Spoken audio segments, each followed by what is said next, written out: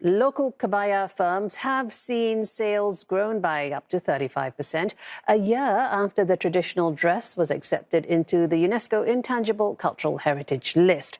They're also benefiting from government efforts to promote the traditional attire through online marketing and pop-up stores. But practitioners are worried that fewer youngsters are continuing the intricate trade. Bahajjaj with more. In this sea of colour and culture, Little Nyonya Batik has seen kebaya sales go up by more than a third over the past year.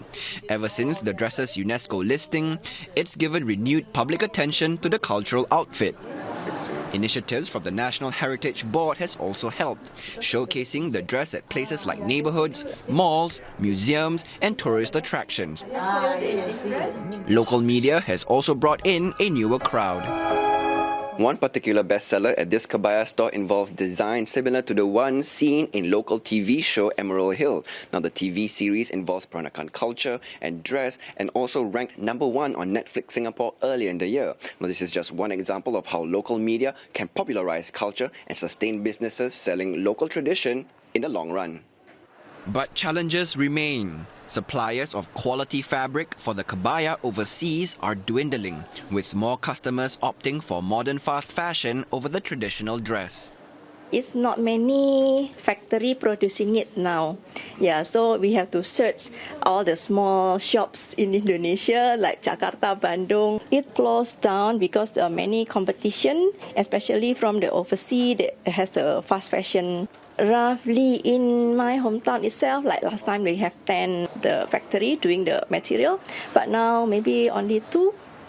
This heritage business at Arab Street has enjoyed 25% higher sales over the past year, but it's still looking for someone to inherit the 85-year-old business.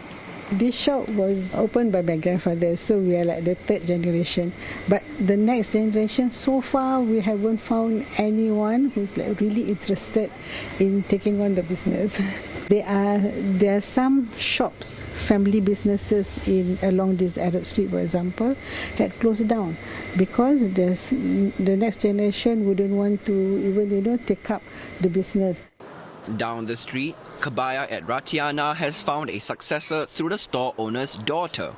For Miss Putri, she says that education for the young is key in keeping the heritage dress alive for future generations. The kebaya itself is quite prominent in my culture, so the early exposure did help to encourage my love towards it. I grew up seeing my mother, my grandmother and all the beautiful ladies donning the kebaya, and that created such a special memory as well as intimacy in terms of remembering the strong ladies who wore it.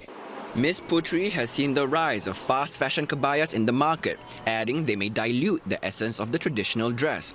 She hopes that more can appreciate the art and heritage behind handmade kebayas and keep it alive.